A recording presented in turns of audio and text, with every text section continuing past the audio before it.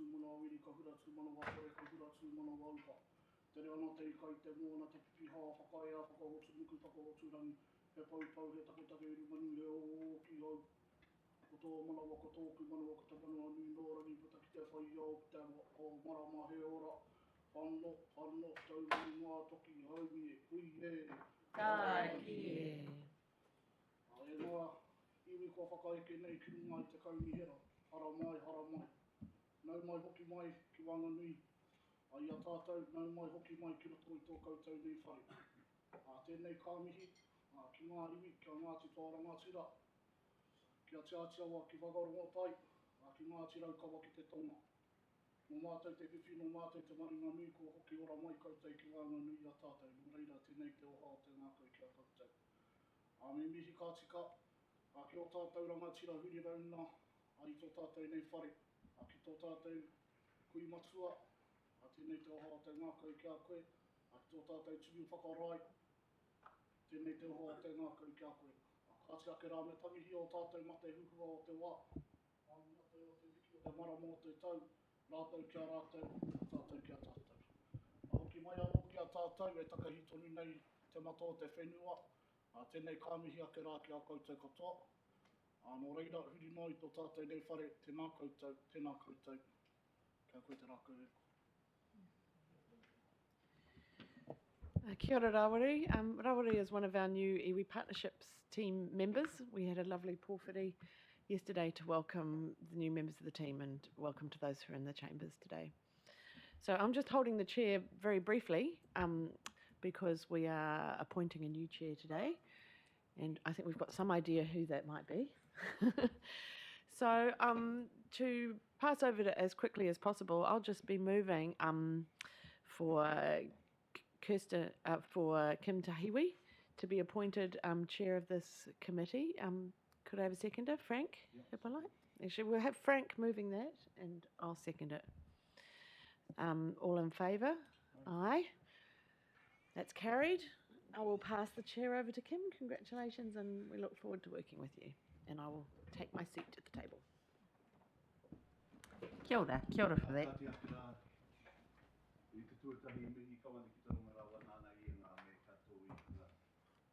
Nā i te tuarua hino, whina kai mahi hau, tēnā te mihi atu ki a koutou. Mihi kawana ki a koe Rawiri e whakatuwhere tia tō tātou nei hui i te ata nei. Kei te mihi. Kei te mihi ki a kōrua o Ngāti Parau, ki mōhi mai, ko tēnei tō whananga ana ko Martin. Ki toku nei rā mutu a Pānia. I puta mai ngā kāwai rangatira o Nohorua. Kia mōhio mai, ka puta koe mai ngā kāwai rangatira o Ngāti Kuata, o Ngāti Tōrangatira, nau mai, hara mai, piki mai, kake mai. Huri rauna, ki te tiamana hau, tēnā te mihi atu ki a koe, Madam Chair, ki kahara i roto i tō tūranga hau, mātaronga rawa koe e manaki, e tiaki. Tēnā koutou, kia ora mai tātou katoa. Tēnā koe.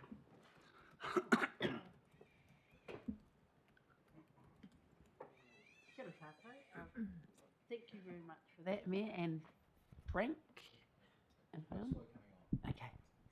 And ki te kai karakia, kia ora.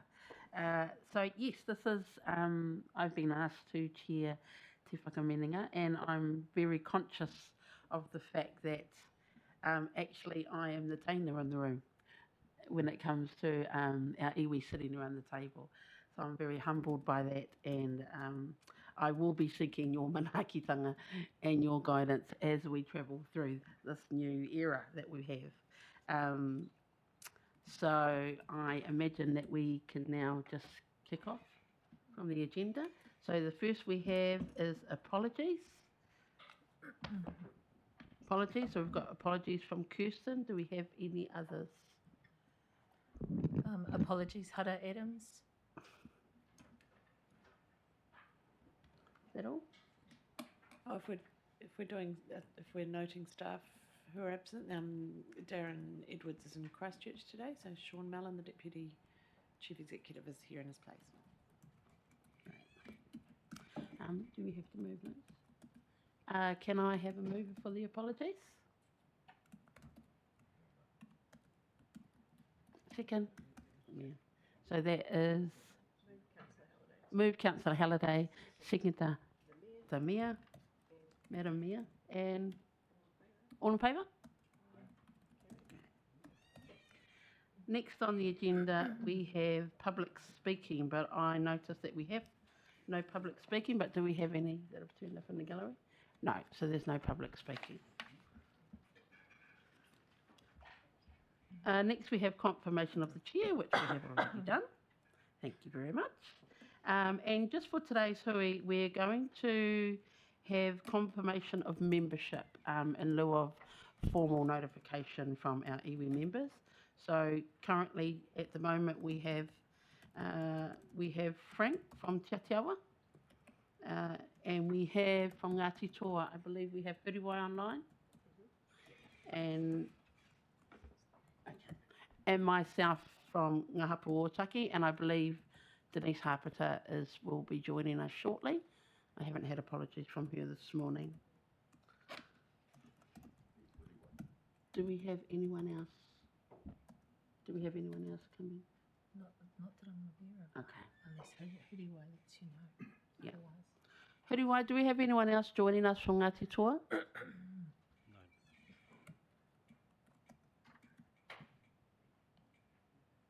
Cool. And do we have anyone else joining us from Te Atiawa, Frank? Cool, okay.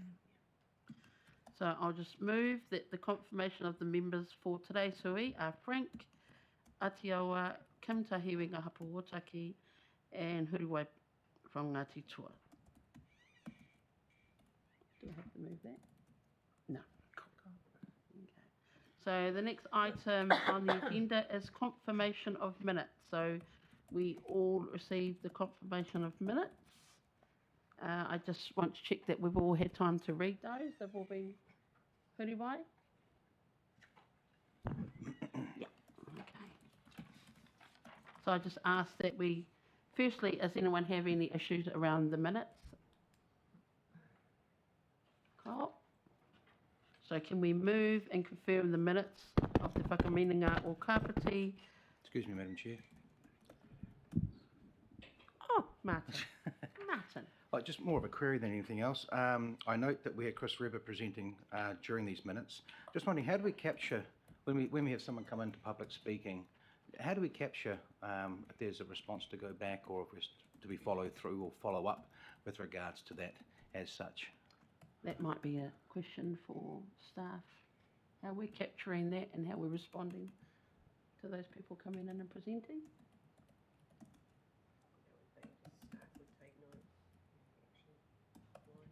Okay. So at the moment, staff are just taking note.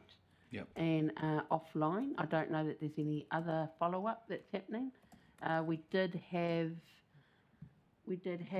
used to have a list of items, but I don't know where that's at the moment, so we'll check with staff and Hara and her team. If I can perhaps just flag it that we put something in place to capture that sort of thing for future, would be great as a follow-up. And I note that Chris Webber did ask for a meeting request around Voices of Hapu as such, but I'm quite happy to leave that to the next meeting, if like, and have a chat about how we might address that. So is that all? Is there no other comments from the minutes? I'd like to make a comment just to follow up from that. So public speaking time, we would deal with that in the same way as we deal with it at council public forum, because it's not something that's on the agenda, so it's kind of more run like a public forum. So it's really up to members of the committee to decide how they address those public speakers and follow up. I wouldn't like to think that there's an instruction to staff to create a process to follow up on public speakers that come to the forum. I think we heard what Chris Webber had to say. It's up to us as committee members to take that on board and follow up as we see fit. I know that Chris Webber has followed it up with a letter to me, and we'll be meeting late in July or early in August when he gets back from overseas. So I'll be able to have a conversation with him then about whether he wants any further follow-up from the committee. Yeah, and just following on from that, I think when we're in this forum as well, it's important for iwi to be picking up those conversations as well, particularly around things like this, because they are coming to this forum so that they can get that voice. So we will have to, between us, Ati Awatua and Ngā Hapu, decide on what the appropriate action is there. Yeah. So if there's nothing else, can we move that the members, or that the minutes, Yep, happy to move, Madam Chair. is a true and correct record of the last meeting? Second? All in favour? Aye. Right, on to reports. I believe we have a report from the Housing Trust and around the trustee appointment. So I'd ask Stephen, is it Stephen, Darren and Chris?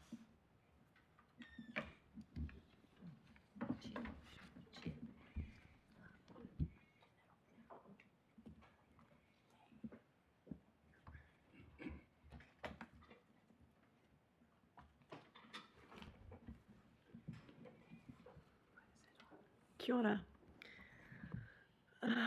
I think I might just start us off by saying this follows on from some previous conversations we have had with this committee and with committee members individually. We, and you'll note in the paper, have been making a series of decisions about standing up an affordable housing trust.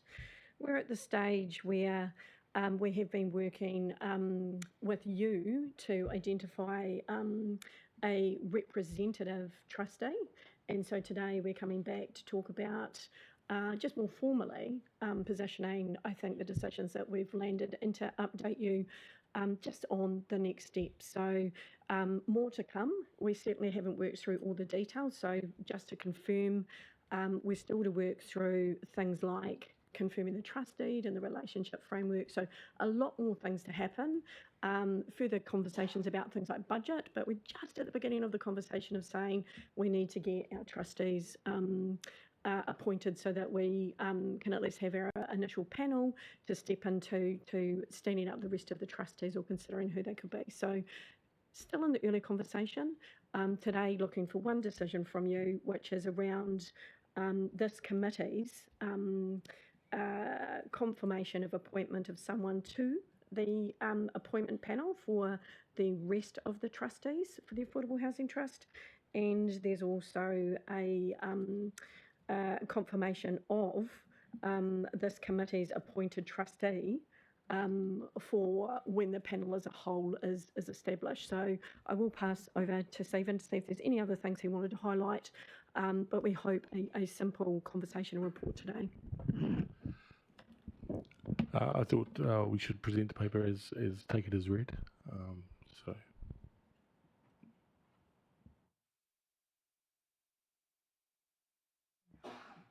So do we have any questions?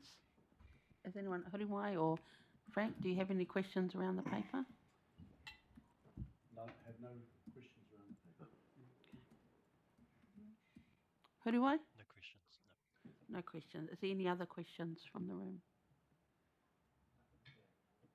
I had a couple of things, but it's actually not in relation, it's more in relation to the supporting documents. I think I'll bring that, perhaps more appropriate if I bring that up tomorrow to our housing and meet there as well. So I've just flagged all this. No, I'm good, thanks.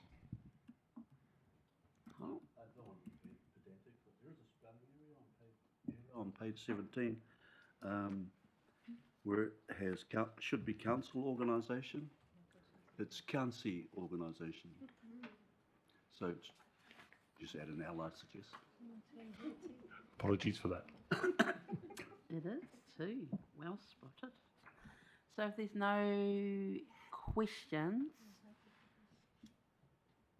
there are 4 recommendations on page 10. If you're happy, we can move them all at the same time. I'm noting that A, B and C are just noting. So I'll just check, do I need to read those out?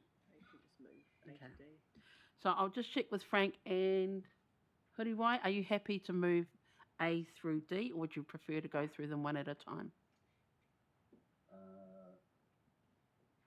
I'm neutral. I'm happy to go with all of them. So just to be clear, I'm looking at page 10. Yes. And So in page 10, we're looking at the taunakitanga recommendations. Aye. All right. So those A1, 2, 3, B1, 2, and C1 and 2. And D at the bottom. All right. So A, B, and C, D are noting. So I'm happy to deal with those all at the same time if Huriwai is happy. And the rest of the committee, are we happy to go A through D? So I'll ask for someone to move A, B, C, and D in the recommendations. I so move. Can I have a seconder? All agree? Aye. Passed. Aye. That was nice. Congratulations today. That was easy.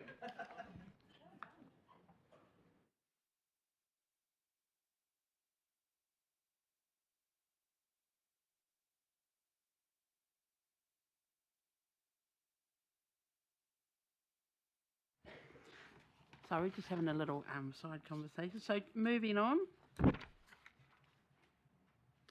The next paper we have is to do with the Māori Economic Development Fund, to be presented by Deanna Rudd.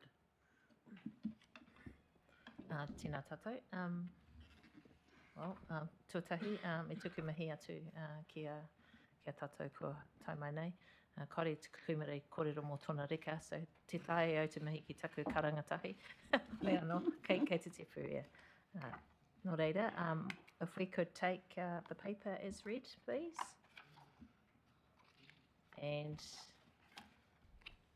questions through you. So do we have any questions from the table or from yourself, Huriwai?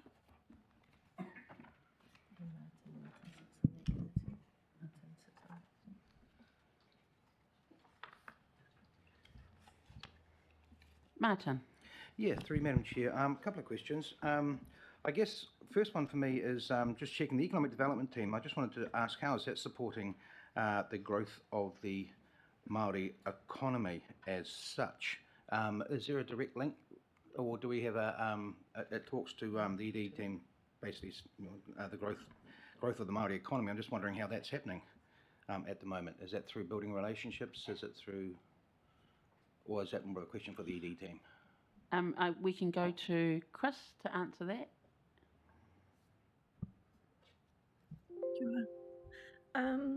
I think essentially the Māori business economy and wellbeing strategy is currently in the economic development strategy, which does sit actually under the Economic Development Kotahitanga Board's work programme, which all three of our iwi partners obviously engage in. We are just beginning to initiate some conversations around starting some work around that. And when I say just beginning, we're in the really initiation stage of actually starting to say what is it, what it will it look like, and how will we not only work with our iwi partners but also ensure that Māori business are coming to the table as well. So we will be coming back more fulsomely to talk about that, but I will confirm that we are working alongside the iwi partnerships team and the work that's underway around this particular paper around the Māori Economic Development Fund, so that they're quite aligned. Thank you. Do you have any other questions? Thanks, Chris. Yeah, I wouldn't mind continuing if that's right, Madam Chair. I note that this group that the grant group is a subcommittee of Te Whakaminenga o Kāpiti, with representation obviously from each of the iwi. So I was wondering, is there any chance I could be included in that working group as well, since I was a member of the grants committee as such, and it'd be I'd be quite interested in being a part of that as such. And I guess another thing I'd like to flag, it talks about economic development and then well-being at the same time, and I do wonder whether we should be separating those two out, because they're quite distinct things. Well-being, if you like, would almost sit under the Social Sustainability Committee, whereas economic development would sit with the Kotahitanga Board. But maybe that's something, Chris, to flag for the update process or the review process. Would that be appropriate?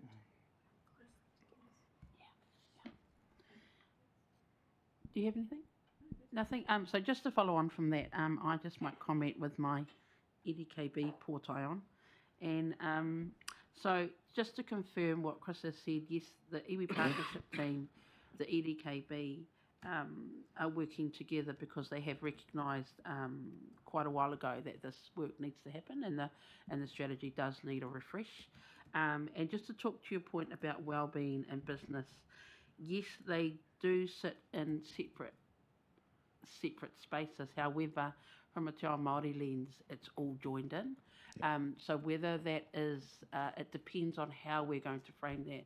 So once we get into the working group, Māori business and Māori economic development filters into wellbeing, social sustainability, environmental impact. So just going, when we get that work stream in place, we'll be able to see how that fits in and what that needs to feed into the other committees. Lovely. Yeah. Cool. I just want to flag that. That's great. Thank you. Sorry, I guess I was just saying anything else. The refresh or the update of this, obviously, it's been quite a while since it has been refreshed. And I noted in the paper that was talking about potentially budgeting coming in the next annual plan process. Could I ask, is this going to perhaps happen a bit sooner than that? Because that's still 12 months away. Will we be starting, or is your work starting in this space as such before that? So Chris can answer that. Kia ora. I guess the short answer is that we are initiating work now and we are beginning to go, what could the scope and scale and focus be? As you will be familiar with, as we're progressing work with the Economic Development Kotahitanga Board, we usually develop some ideas and concept/scope for things and bring it to the table for discussion to say, this is what we're thinking. We would go through that usual process. So we aren't intending to come to the table and go, ta-da, here it is, we've done it.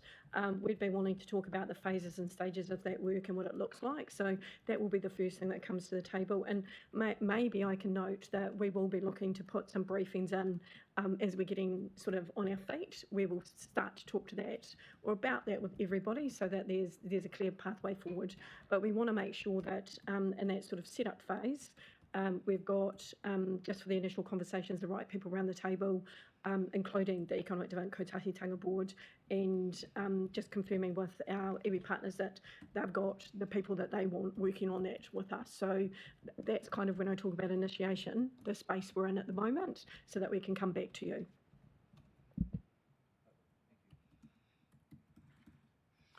Kia ora, if we have no more questions, Mia. Just got one thing. So I'd just like to go back to the paper that's in front of us, which is the allocation of this fund. Just want to be very clear about the recommendations, because it could read like we're approving the 72,000 to be considered, but those that 72,000 has already been allocated as per the table on page 54. Is that right?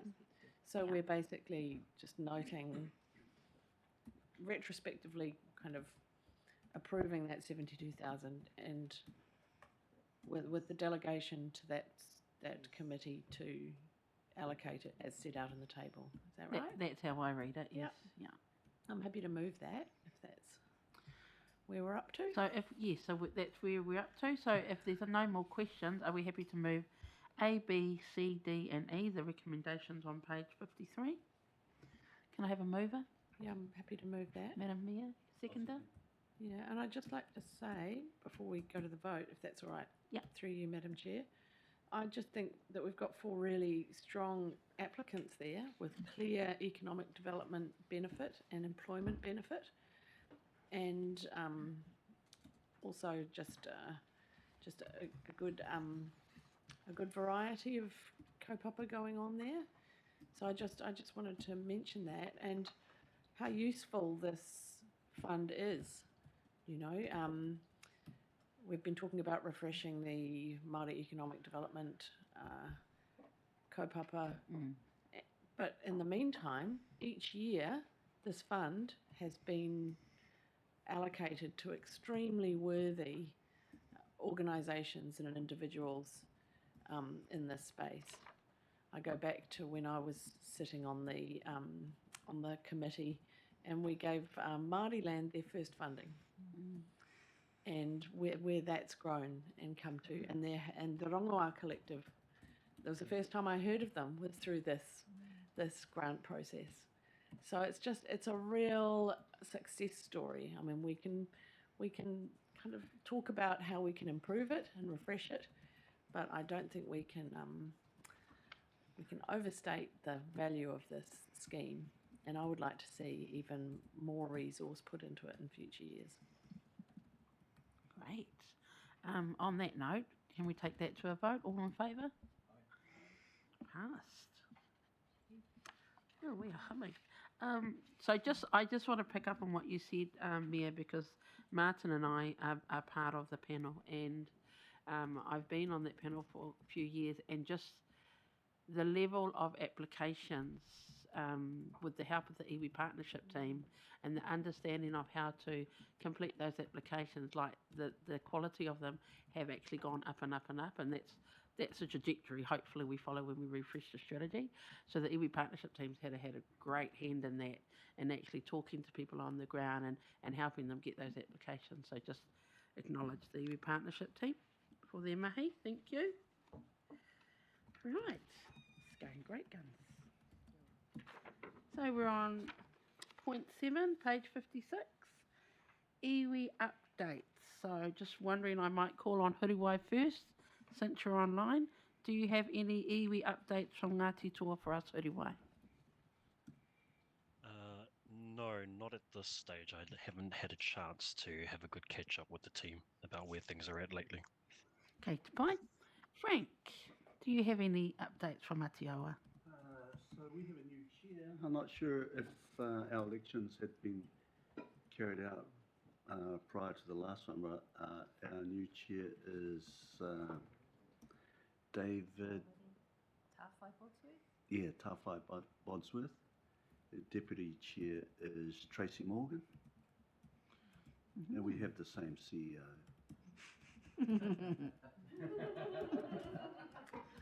That's nice.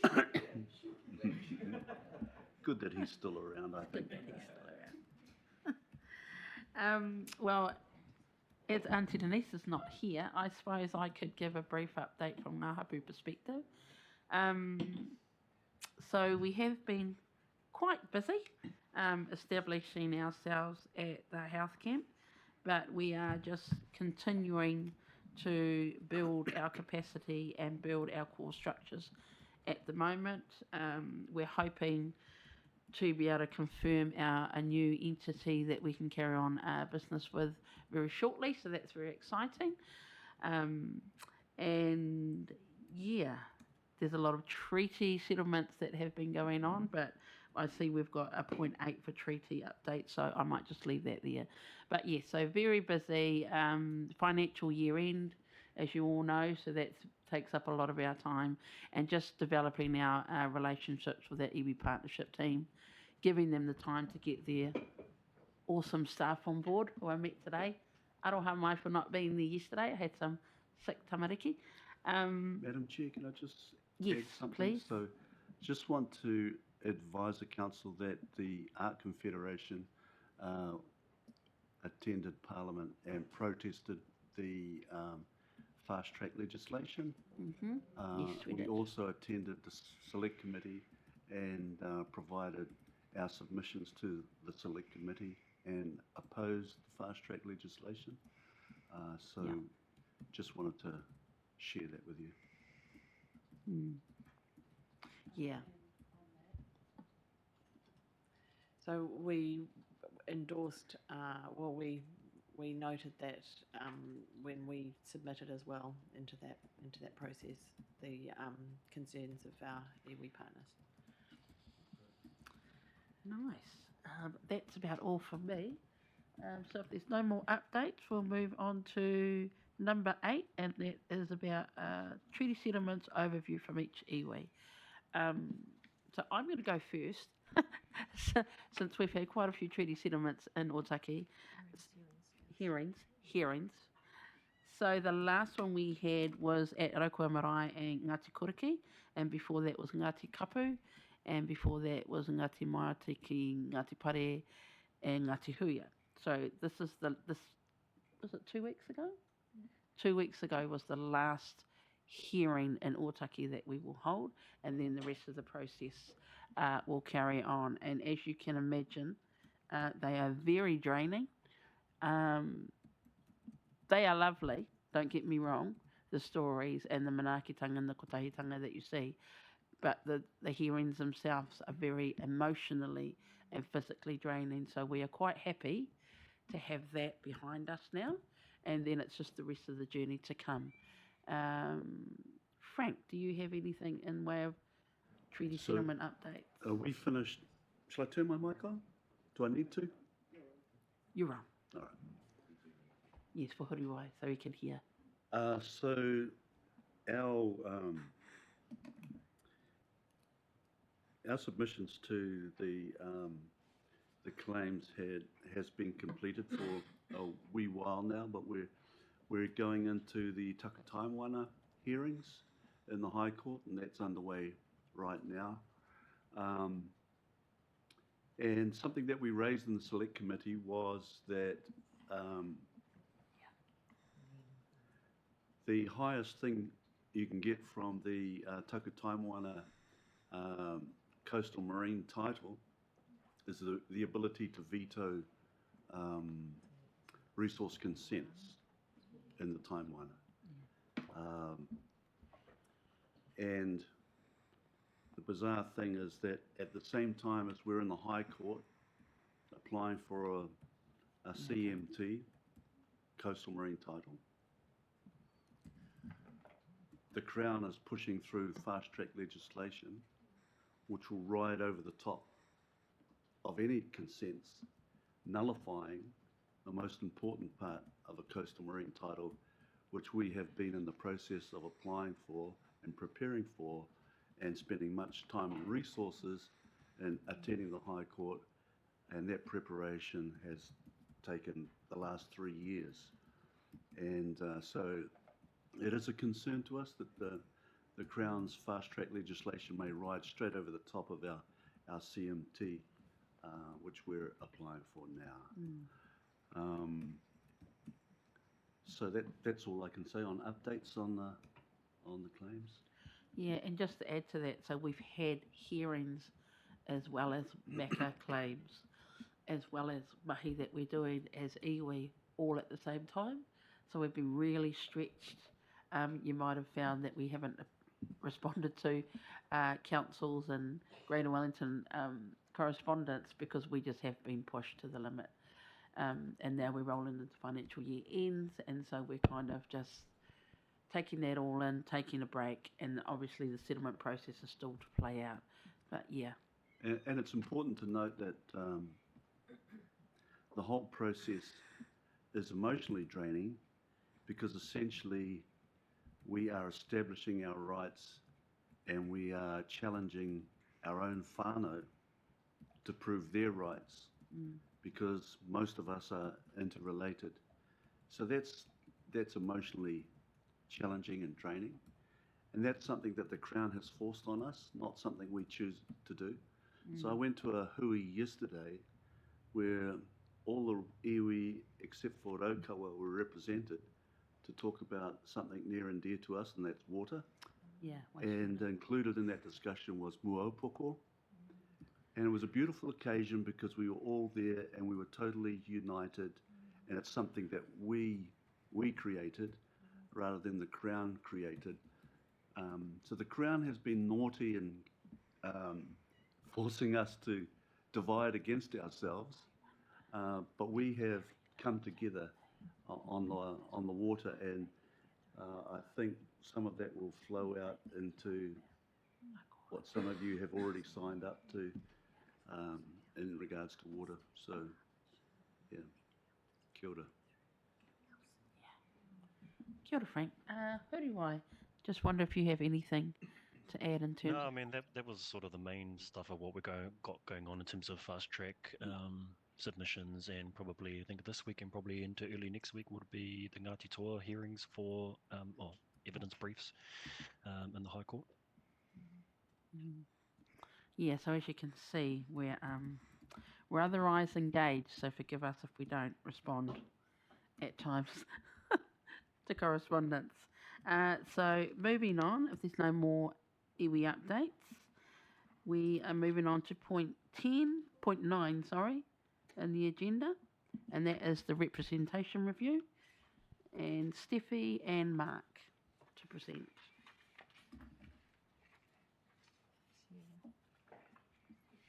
I like that one,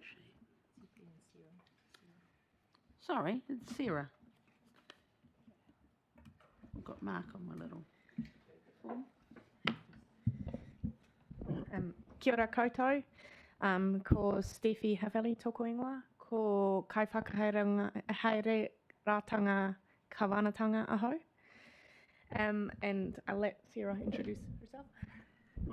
Tēnā koutou, ko Sarah Wati tōku ingoa. I'm the General Counsel here at Council. We've had a wee change with the structure, which there'll be an update coming out shortly.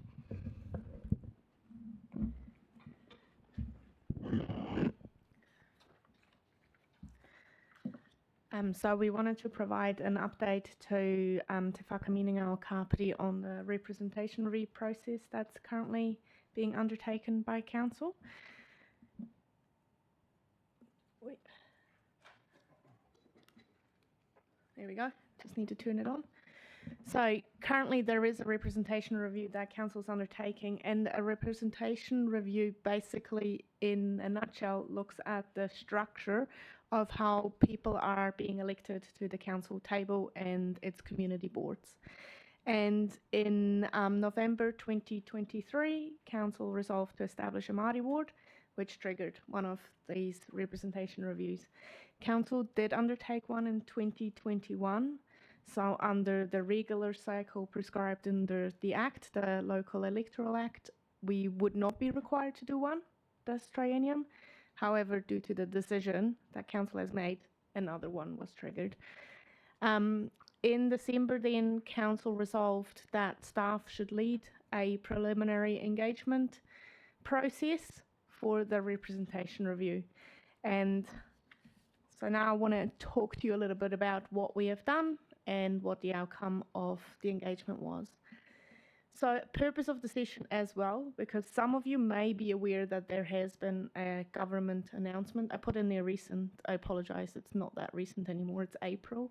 But there was a government announcement in relation to the Māori wards and impacts on representation reviews underway.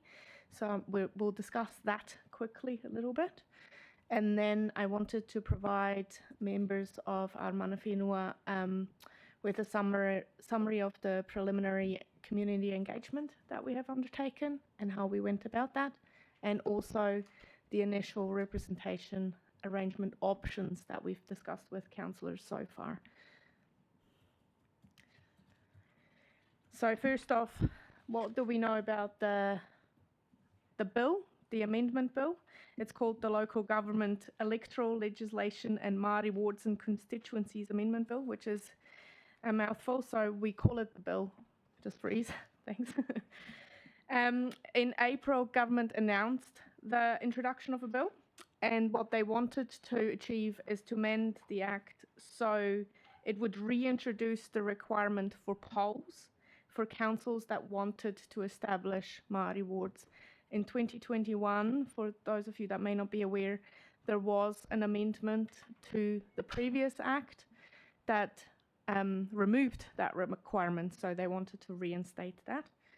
And also the bill offers councils that have established a Māori ward without a poll to rescind their decision of either establishing a Māori ward, or those that have already established and implemented the Māori ward to disestablish it again. The bill was introduced into the House on the 21st of May, and it passed its first reading and was then referred to the Justice Select Committee with, I believe it was 5 days for councils to submit, which this council has done. So the table up on the screen just summarises the options that council will have once the bill is enacted. The bill directly affects our council and also 44 other councils, so that's quite a significant number of councils that are affected. The bill is expected to be enacted in late July, and these timings, they might change, so DIA has been quite clear. It may go faster or a little bit slower. It would have an impact on the current representation review process underway, depending on the option that council chooses once the bill is enacted. So there are a couple of curly bits that we don't quite know yet. We don't know the date that it will be enacted. And then after that, there will be a chance for council to consider its options, and then that will determine how we progress.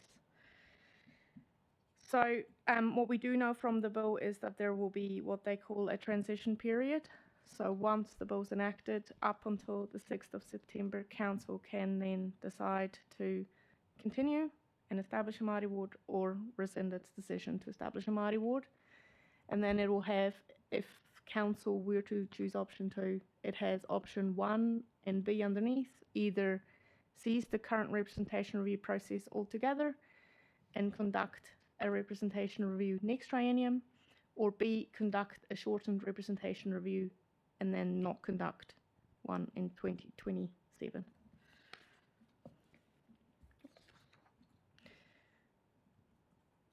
So in terms of this representation review, because that's where we still are in the process, these are the steps that we have undertaken since December 2023. We, before the April briefing that is up on the screen, there was a preliminary engagement process undertaken by staff.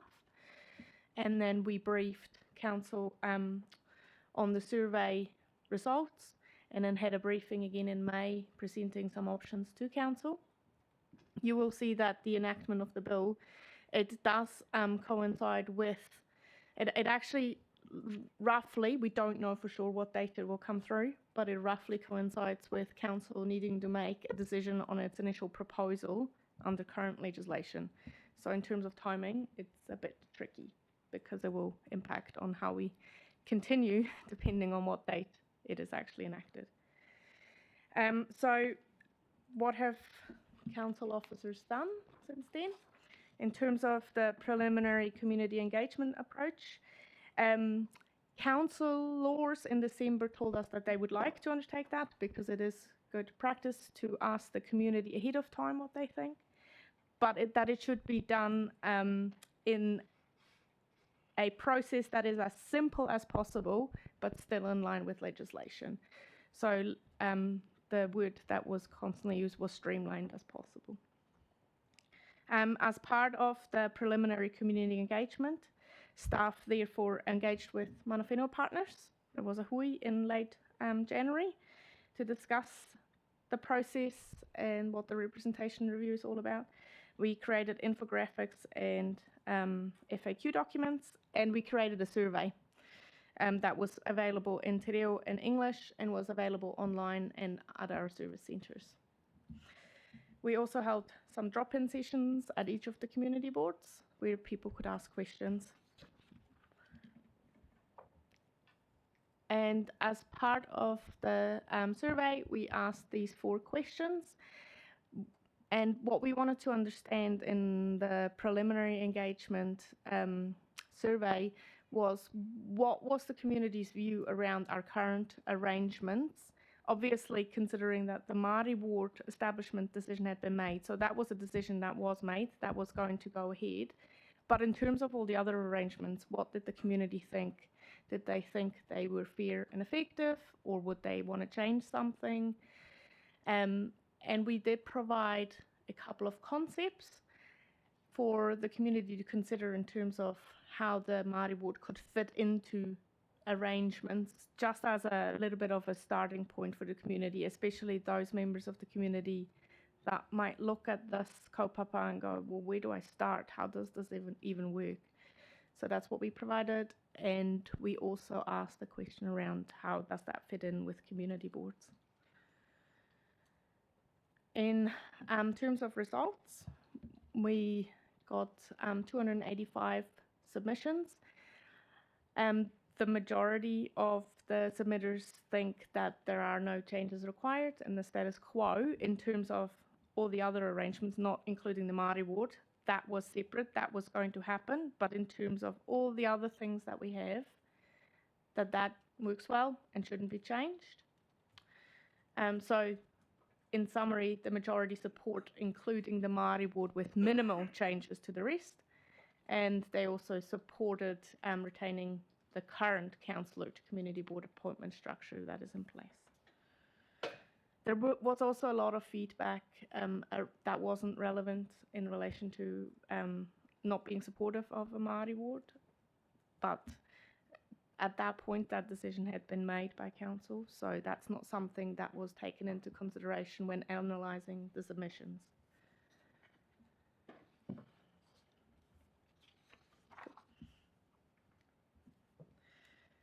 Then we held a couple of public briefings with the survey results and possible representation options.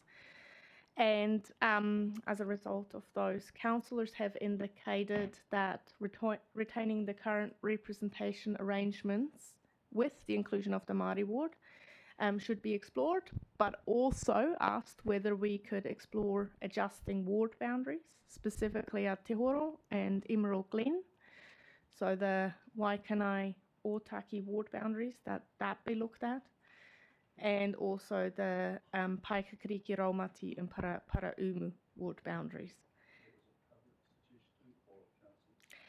It came through in a public briefing, however, there were a couple of comments. It wasn't the majority that made comments in the submissions, but there were comments in the submissions that then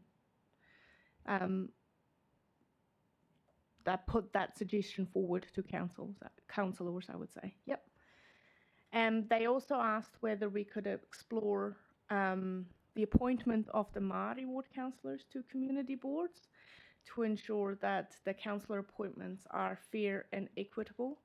That came in relation to the Paikakariki Raumati ward councillor currently being appointed to 2 community boards and the rest to either 1 or none. So just to explore that and see what is possible in that space under legislation. So that's what council officers did. We worked up some options. And in relation to the ward boundaries, that's probably the one that's good to talk about first.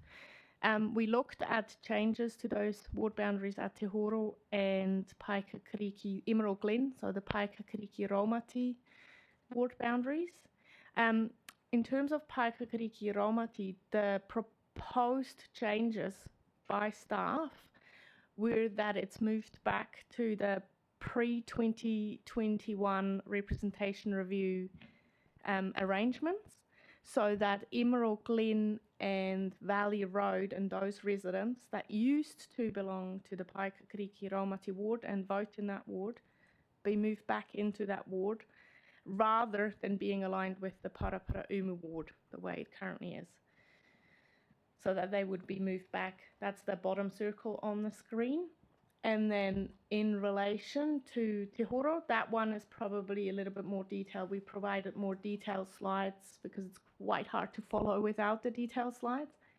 The recommendation is that, or the proposal is that that boundary be moved south again, past Te Hapua Road, and that was a proposed option during the 2021 representation review. The final proposal report contained that option, and that option was based on qualitative findings during that representation review.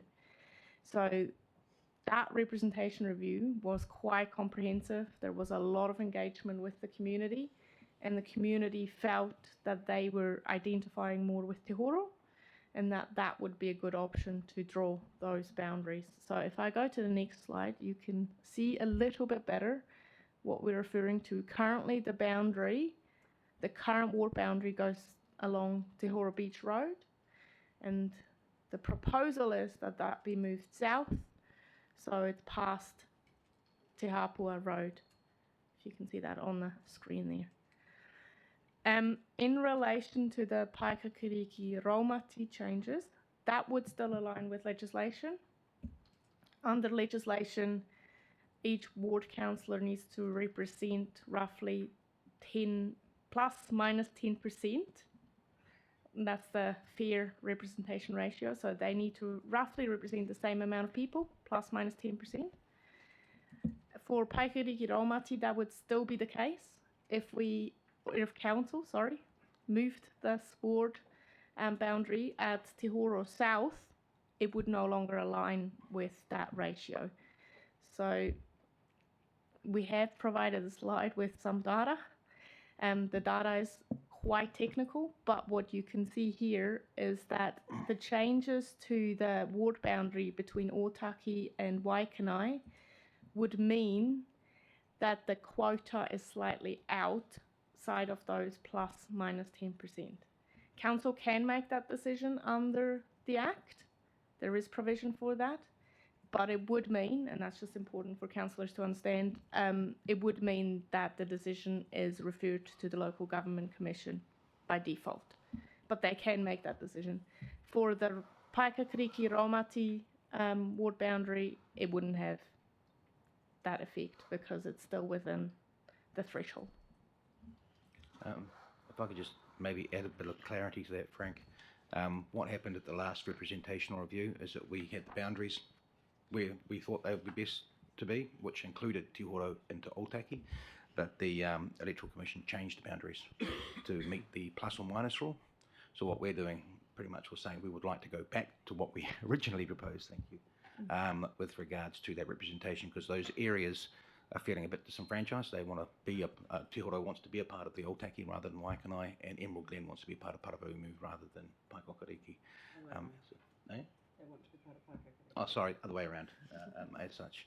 So that's a bit of housekeeping from our perspective. We'll push back again, and again, the Electoral Commission might turn around and change that again on us.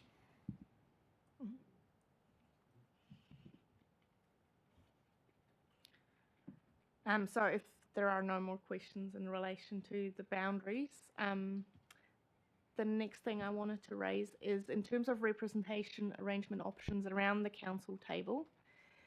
As a result of discussing the survey with councillors, the following three options have been worked up. So they're all reasonably similar to what is already currently the status around council table. Option 1 would mean adding the Māori ward councillor to the current structure and increasing the number of councillors by one. So simply adding one person into the fold. Option 2 would mean replacing a district-wide councillor with the Māori ward councillor.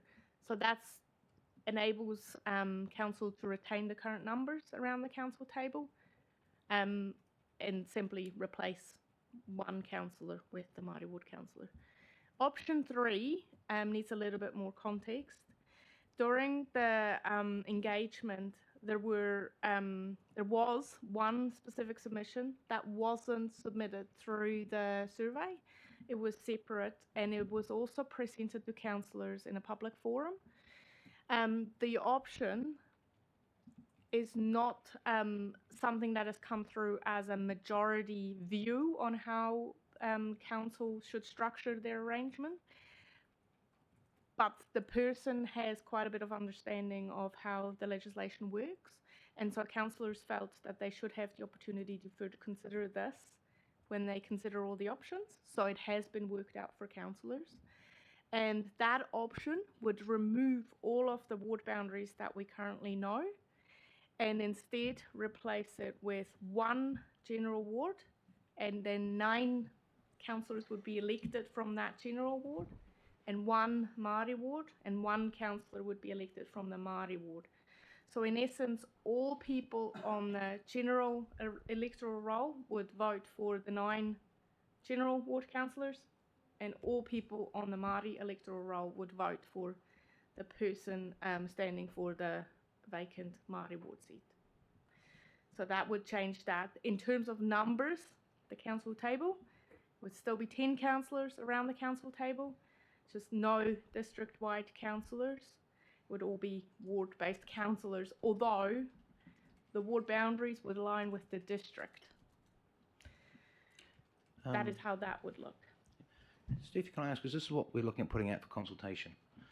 No, so this is what is going to be in the report that comes to council. Yep. And then council will make a decision on which option to put out for consultation. Okay. Yeah. Yeah, the only reason I'm saying is that if we were putting it out option 2, it's not really very clear that it doesn't really delineate between wards and councillors in general. But No. if it's only coming to us, that'll be fine. Yeah. Once it goes out for consultation, it will be one clear proposal for the community to consider. Yeah.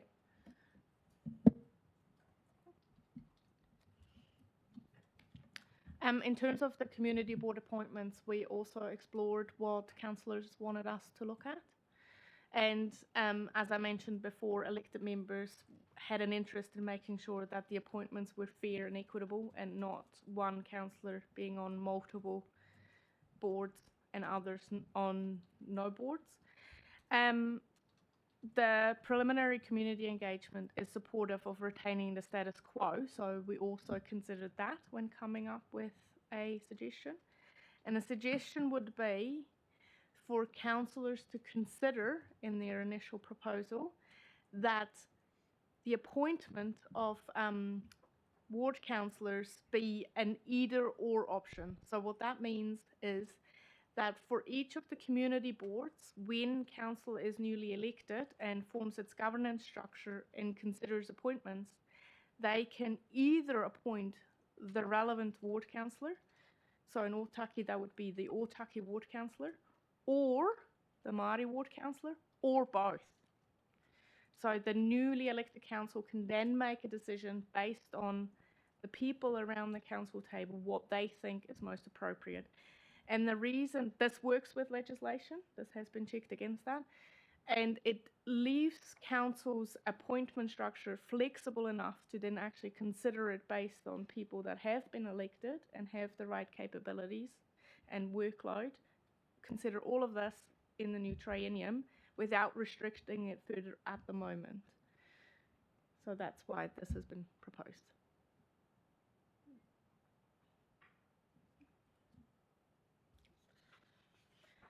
So this slide, we are interested whether you wanted to share your views in relation to what you've heard. If you have any questions first, we can of course take those first, and then you may be able to share your views. We are interested in what you think, how the inclusion of what the inclusion of the Māori ward should look like, how that should be structured, the appointment to community boards, what that could look like, the boundary changes, interested in views on that. And also, as you've had previous conversations with the iwi partnerships team, we are still interested in understanding what the name of the Māori ward could be, and if you have any views on the next steps for council in response to the bill. Kia ora, kōrua. Is that the end of the report? I have one more slide around next steps, but do you want me to do that first? Yeah, just finish that up and then we can open up if there's any other. The other way around, yep. So in terms of next steps, there will be a report that is going to council for a decision on an initial proposal on the 25th of July. After that, the process is quite driven by legislation, and the timeframes are actually prescribed in legislation, but it will kick off a formal engagement process. So the initial proposal will go out and we'll ask the community again what they think. Submission hearings are planned for September, and then a report will once again go to council in October for a final representation proposal. If there are no submissions received, the initial proposal will straight away become the final proposal. And as I mentioned before, if any of those fair representation, if the quota is not quite met, if that's not adhered to, it would then go to the Local Government Commission. And it would also go to the Local Government Commission if after October, if there are any objections or appeals to the decision that council has made. And that's all prescribed in the Act, that process. Cool. Done. Up to you. So I'm going to open up to questions shortly if if you still want to ask some. But just so I have it clear in my head, basically, if it hinges on whether we rescind or not. So if we did rescind, then all the discussion around the representation review changes. We either option to cease or do a smaller rep review. Yes. So assuming we are going to carry on with the Māori ward and not rescind, then we're looking at all the other options as to yes. what's in the rep review. So all of the slides are based on Us continuing. Us continuing, yes, Great. yes, Okay. yep. So- There would be, if council decided to rescind and conduct a shortened representation review, then all of the timeframes and the options would change. Yes. Some of it could look reasonably similar in terms of boundaries, Okay. but we would come to council with new options. And if council decided to rescind and cease altogether, then everything would just stop. Okay. So if I could open up, if anyone has any other questions on top of those that have already been asked. Do you have anything else, Frank? No, that's a truckload to take in. So your slide presentation, it's very good. Was that circulated to us prior to today? No, but we can, Okay. absolutely. Could you send me a copy, please? I need to send this to my board. Huriwai, do you have anything to add online?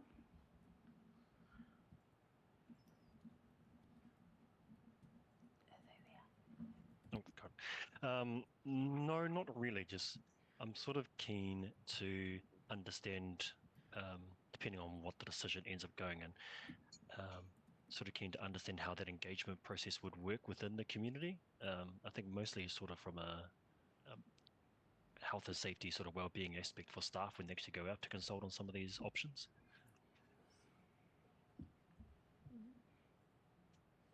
Do you want to answer that? So in short, we are still working on the details.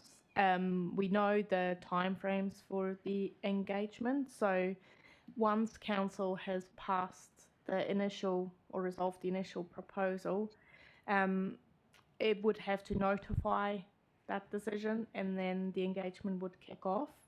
But depending on what is actually planned during that consultation phase, it would look slightly different. So what we have been planning was a survey to go out again that contains the options and some questions, some detailed questions around that.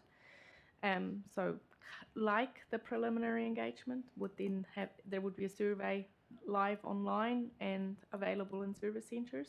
In terms of more face-to-face engagement, that hasn't been fully decided on yet. So there is a bit of an opportunity to, I guess, shape what we actually do.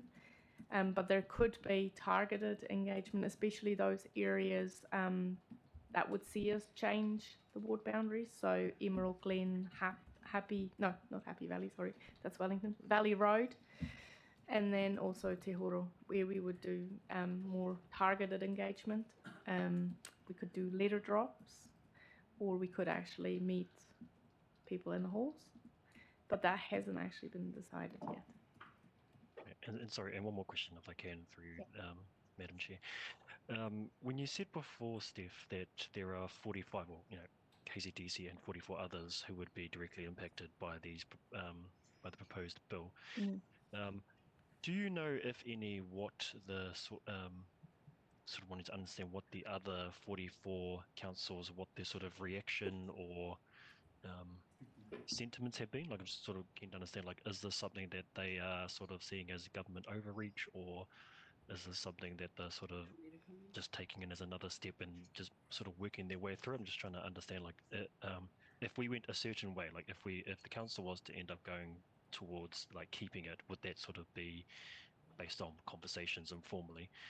Would that sort of be against the grain or sort of more with the grain of where the other 44 are going, or is it sort of quite a mixed bag depending on the demographics of what each council is dealing with in their area? I'm actually going to let the mayor answer this because she has attended the oral submission Oh, right, sorry. hearings. Yes, thanks for your question. I think it's a really good one.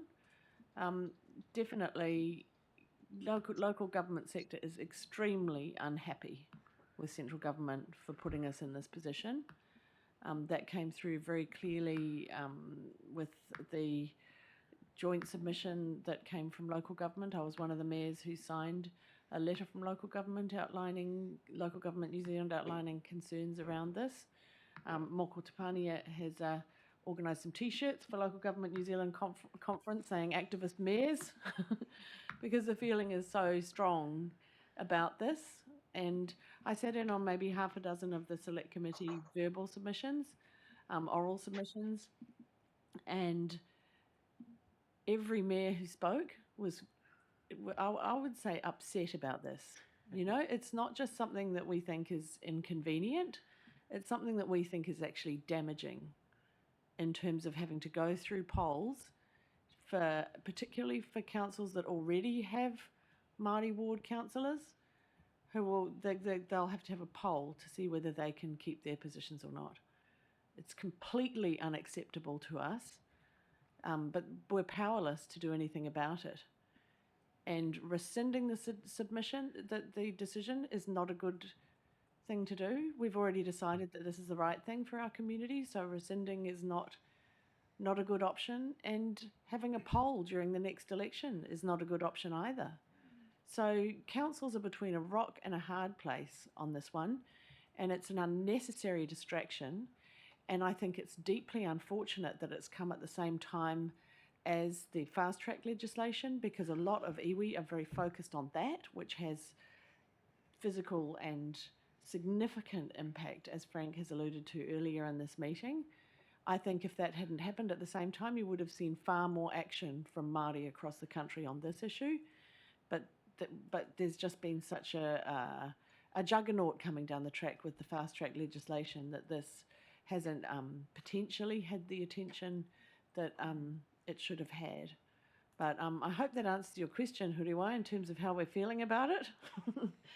And we can't see, I mean, we're being positive. Thank you, Steffi, for the presentation. We're still stepping through our representation review as we plan to, as we're required to do, because we're still under the existing legislation.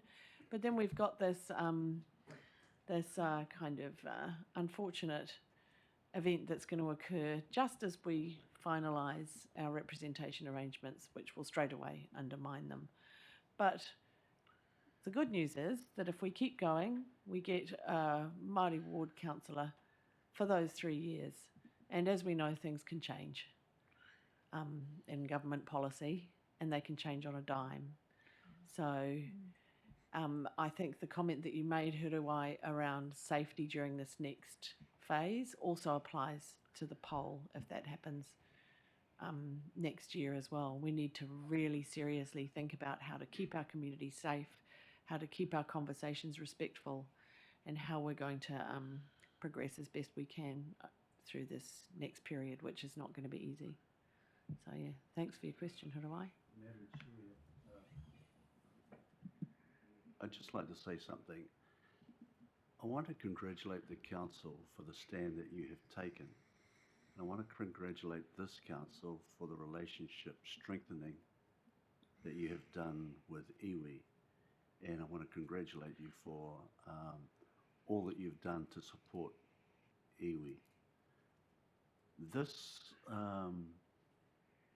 process that central government is pushing is bizarre, it's new, and to send out letters to councils prior to an act being passed crosses over into being undemocratic, because before the bill is even passed in Parliament, they're sending you letters directing you on what you should do or what you need to decide. That cannot be done until such time as the bill becomes a statute. And then we can address it then. But what they're doing is they're trying to direct all the councils based on what they hope will eventuate the laws that they hope will get through the House. The reality is they do have the numbers and they probably will go through, but it's undemocratic to make kind of suggestions directing you prior to that bill being passed. So it's a new form of democracy that don't think we've ever seen that before. So congratulations on the stand you took. Can I just ask one thing? If you're able to send Te Atiawa a copy of your submission on the fast track and a copy of your submission on the representation, I would appreciate that. And in terms of our decision, what's not clear to me is timing. So if we keep the Māori seat and not rescind it, when would be the next time that we could revisit that, the representation question? So just to check that I've got your question right, if council didn't rescind its decision to establish, then the Māori ward councillor would be in place for the 2025 election. So there would be a vacancy and a seat that somebody can stand for. Somebody would be elected into that seat, and then a councillor would sit around the table for that triennium, so between 2025 and 2028. There would also be a poll at the same time that somebody's elected into that seat at the 2025 election. And that poll would then determine whether there will be a Māori ward seat at the 2028 election. Okay. And also the next election is 2028? Yes. Yes. Okay. So if that poll, if the result was that the Māori ward should be disestablished, then at the 2028 election there would no longer be a Māori ward seat. If we assume that in 2028 the government has changed and the government decides not to require a poll on Māori representation, where does that leave us? I cannot answer that question. Because I think issues like this, timing is everything. I think that's a question that all councils ask themselves at the moment, but I don't think anyone has an answer to that. Sure. Okay, thank you. Thanks, Steffi. Is there any other questions, Martin? I might have a stab at that one. Have a stab, Madam Mayor. I reckon. If there was a change of legislation by a new government that said you no longer required a poll, I think they would probably allow you to have a quick representation review, this is what I would hope, or a full representation review to re-establish the Māori ward without a poll. So you would then, you don't have to turn over a poll result. If you no longer require a poll, you have a representation review to establish a Māori ward councillor without a poll, which is a new position and a new representation review. That would be my guess. Because a poll isn't eternally binding. A poll is under the current legislation, right? So if you had a change of legislation, you could have a representation review that established, because you have had councils that have had polls which have failed before, and then under the new legislation, they established Māori wards without a poll. So it would just be just the same as that, I would have thought, but I'm not sure. None of us are sure, are they? Are we? And I think something else to consider as well, Frank, is activating people to vote as well. You know, certainly the information that came back, the demographic under 45 were very supportive of a Māori ward, but a concerted effort with regards to beating the poll, shall we say, and then it's just business as usual.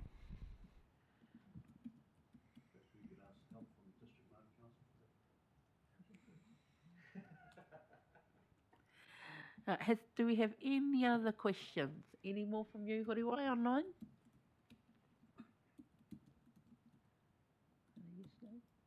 Oh, No, nothing from me. kia ora. Any more from the room?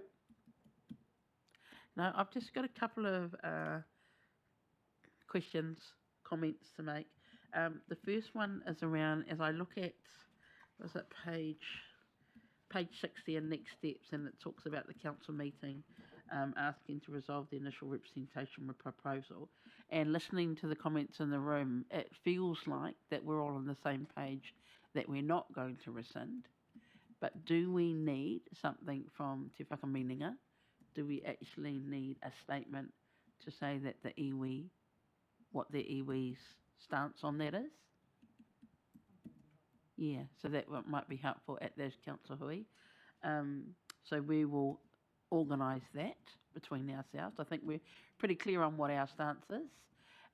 So we did have a similar conversation with Greater Wellington, Ngā Hapa Ōtaki did, and our stance was to continue, but we will get something formal on the table. Our stance was to continue and to also ensure the safety of any candidates standing at that next election. So that was paramount.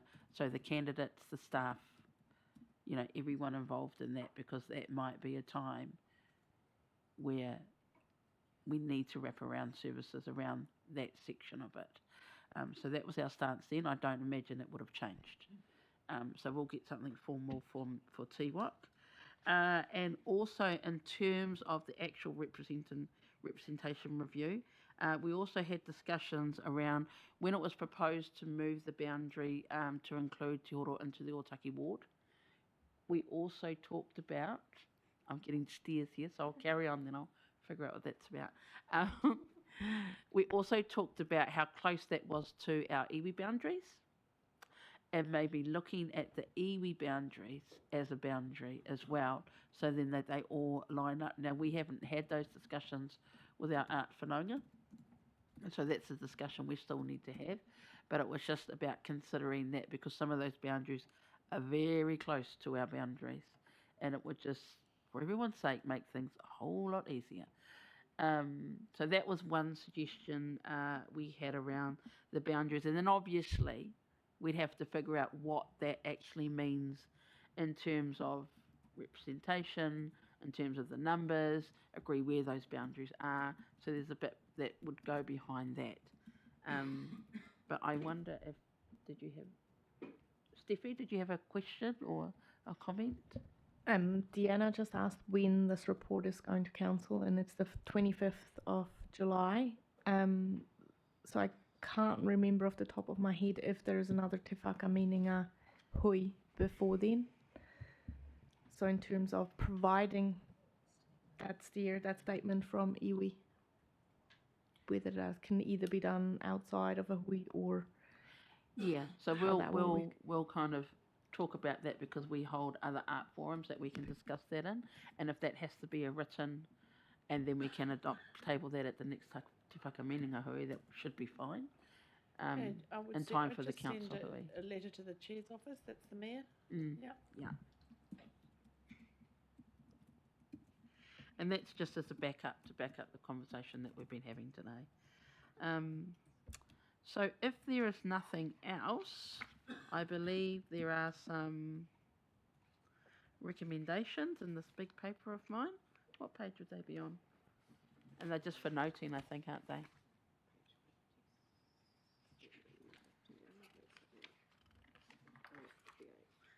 $57?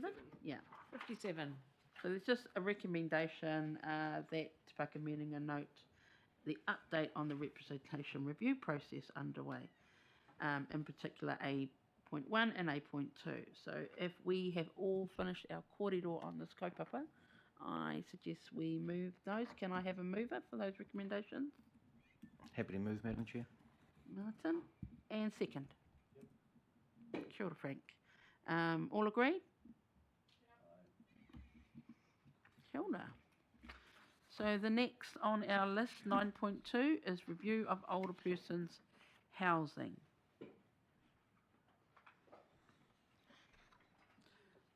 Stephen, Grant, Chris. Oh, and we've got, who else have we got?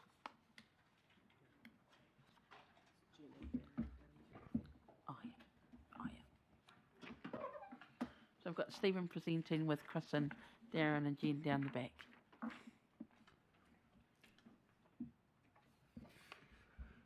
Kia ora. following on from our earlier discussion on the Affordable Housing Trust, we are now changing tack slightly to follow up with you on the review of older persons housing across the district. I just wanted to just acknowledge, because we have had some queries, that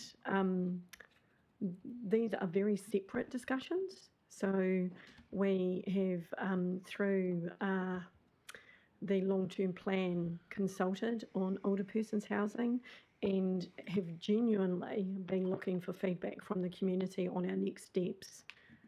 Separate, but alongside that process, we've also been progressing steps around our Affordable Housing Trust. We had previously gone out to the community to seek feedback on the Affordable Housing Trust and the idea of standing one up. And as a result of that, had been working with everybody on that. So I just wanted to acknowledge and say out loud that they are separate. They might seem connected, but actually they're quite disconnected at this stage because we're obviously going through some separate discussions. So we'll now lean into this, but I just wanted to clarify that up front. Thank you. Kia ora. So we're providing you with an update on the review of older persons housing and the progress since we last briefed you. We wanted to point out that Council has received the second report, which concludes the review of the older persons housing, and accepted the recommendation to look at the preferred option or the recommended option around the establishment of a community housing trust to look at the ownership and the governance and the operation of the older persons housing. There was a question in the long-term plan where we asked the community and provided some options in terms of a potential way forward, and the paper describes the support for the establishment of a community housing trust as a vehicle. It also talks about next steps in the paper, and one of the main things we're doing at the moment is financial modelling to understand how that movement might work before going back to Council. But we're also having initial conversations with the Ministry of Housing and Urban Development, and that modelling will help us in those conversations. I may just add to that to note that we're proposing that we would look at a wide range of options to go forward through what I might say is some initial feasibility testing, and that includes the opportunity of partnerships. And so I do want to note at the Kāpiti Place-Based Steering Group that we have in place, where we're talking about opportunities in our district to help increase and enhance housing opportunities for Māori. We have been thinking about and talking about kaumātua housing and how and what need there are in that space as well. So these things come together. So I just want to note that I think there's a lot of different connections and lines to be explored as we take our next steps, because we want to do it in a comprehensive way rather than just looking at one thing. So we today won't be saying, hey, we think we should do this, but it's just to note more work will be coming, and that we wanted to make sure that we'd had a chance to talk to you about the second phase of the review, and that everyone's had visibility of that before we're going into those next steps. Thank you. Kia ora korua. I'm just noting that there have been lots of discussions around this, and thanking the team for their engagement, in particular with Ngā Hapu. But I know there's a long journey to come if we're going to actually, because two of the things that cropped up is if we're going to do that, it's about there's good community support, but let's make sure that in the doing of the business we actually achieve, you know, the expectations that this was supposed to achieve. And I think the main thing we discussed was about manaakitanga around those tenants that are in those houses, because they are our kaumātua and they are our vulnerable. So just making sure that whatever we're doing, they're at the front of mind when we're doing it and things like that. So that said, I'll open up if there's any questions about the paper around the room. Does anyone have any questions? Not a question, but I have a suggestion that at some time in the future, post-settlement, that we have a conversation, that you have a conversation with iwi, because iwi may be in possession of some land then, and the nature of the conversation about housing would change considerably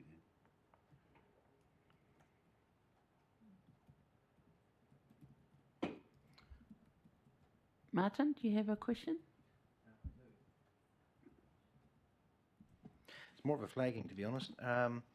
Reading the document, I note that for the transferring of the older person's housing is to be transferred to a chip. But I noticed in our terms of reference with regards to Community Land Trust, they don't have to be a chip. So you may wish to be a chip is the wording that's in there per se. And I was just wondering whether that's an issue with marrying this up at all. Just, if I may, a point of clarification. When you're talking about the Community Land Trust, are you referring to the affordable housing entity that we're standing up? Yes. Okay. I think my response would be, at this stage, we haven't made the assumption, because we haven't yet had the conversation, that when we talk about transferring it into an entity, that it would be the affordable housing entity. Mm-hmm. Only because there are some other opportunities around social and affordable housing that we are going to be talking to council about around the affordable housing entity. And I think in regards to Kim's point around ensuring that we are thinking about what we're trying to achieve with a transitional transfer of our existing older person's housing, that we'd want to make sure that we've gone through proper feasibility testing to make sure that we wouldn't be giving the affordable housing entity too much to take on board from day one, and that we're thinking about how that might transition and work. So we want to come back and work through those options. So haven't aligned it directly with that new entity. Okay, that's great. Thank you. Any more questions? Huriwa, I notice you don't have your hand up, but... I'm just trying to find a way to support it without so much tripping over so many conflicts of interest, given that I'm still employed by the Ministry of Housing and Urban Development and am working in the office of the Minister of Social Housing.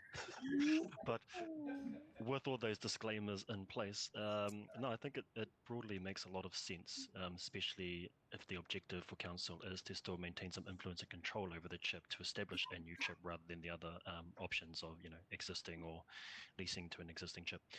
I think too, part of, especially I was thinking it also makes sense to do that where the operating model, isn't financially sustainable. So obviously trying to get that IRRS funding, that also makes sense.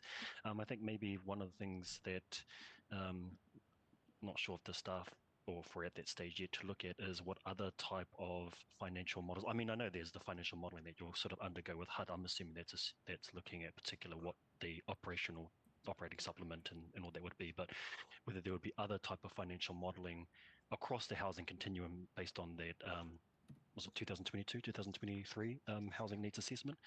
What other type of modeling would need to occur to allow for or somewhat cater to housing needs across the housing continuum, like whether it's for people who are youth who are homeless, or single men who are living in emergency housing, all those kinds of different things. But no, I take the paper as read and it made sense to me. Yeah. Kia ora. I'm not seeing any other questions. Madam Mayor, as you come back, did you have any questions on the table? Okay. So if there's no more questions, we'll look to move. The recommendations are on page 93, and that we are just noting points A1 through A5.3. So if we could have a mover for those recommendations, please. Frank, kia ora. And a seconder? Kia ora, Martin. And all in favour? Moved. Next on our agenda, we have the iwi partnership team updates. Tēnā rā tātou. Anō. First of all, it's appropriate that we formally introduce to those present our new iwi staff members. So our group, established last year, has now grown to a team of 8. So we're really excited about the opportunities before us to be able to support our iwi partnerships to evolve and strengthen. So over in the corner, our kai karakia for today, Rawiri Kere Hapu, the new Senior Advisor iwi Partnerships from Te Tai Rāwhiti. Rawiri, if you just want to put your hand up so those present can acknowledge you. Thank you. Beside him, Pānia Rei from Ngāti Tō Rangatira. She is the daughter of Naomi Solomon, who was the prior chair of the Whakaminenga o Kāpiti, tēnā koe. And Carly Richardson, also from Ngāti Parau, who has moved from the regulatory team and council over to join iwi Partnerships. So I just wanted to welcome them to the team and for you to all be aware that they will now be supporting our partnerships with our 3 mana whenua iwi. Tēnā koutou. And further to that, in Hada's absence, just to advise that we have scheduled meetings with 3 of our iwi. So we'll be spending a day each with each of our 3 iwi in July. The purpose of that will be to help us reset the foundation for engagement operationally with our 3 iwi before returning to council, and that is part of our iwi Partnerships intention for the next LTP, which is to support our iwi partners to address the priorities and issues for them in terms of the LTP commitments, so that we can work to be more proactive as Te Kaunihera, as council, to support the iwi Partnerships. So that's all for today. Tēnā koutou. Kia ora, Dee. Thanks for that. I don't think we have any questions. Do we for a comment? Yep. Madam Mayor? Okay, so congratulations and welcome to our new team members. I'd note that this is extra capacity in our iwi Partnerships team, and as the Chief Executive said at the pōwhiri on Monday, it represents a step change and another signal of our commitment to growing our capacity in this space. So really looking forward to working with you. Thank you. Any other comments around the table?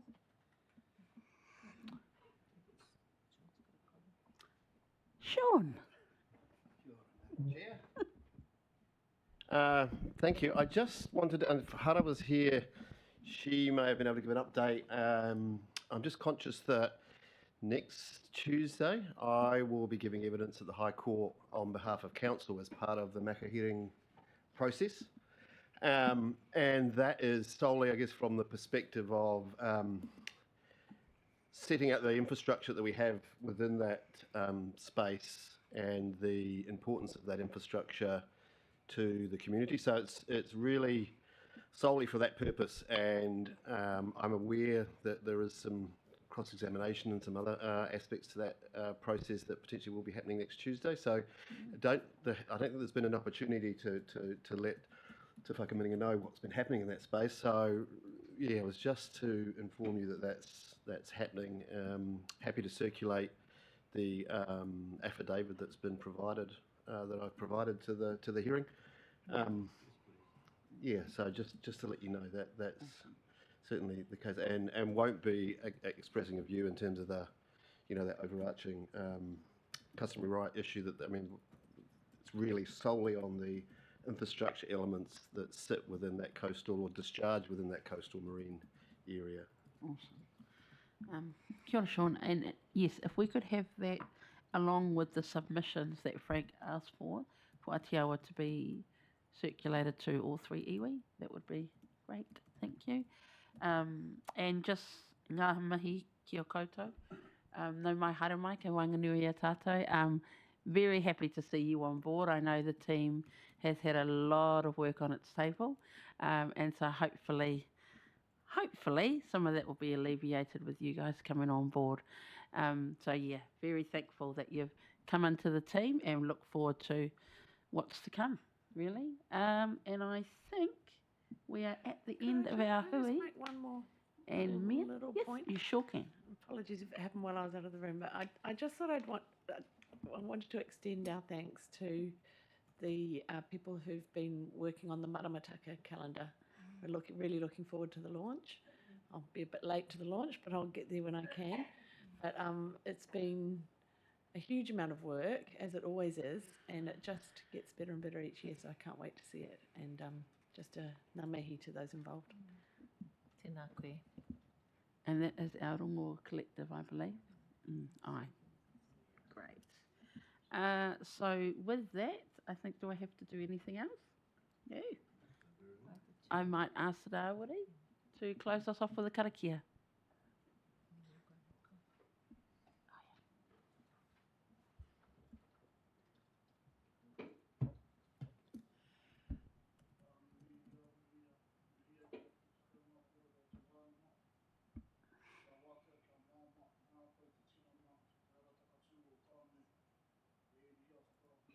Iri kia te ki runga turutu whakamaua kia tīna. Tīna. Haumi e hui e. Tāki. Kia ora tātou. And go for kai. Rawiri, could you just bless our kai in the kitchen before you go? And are we offline?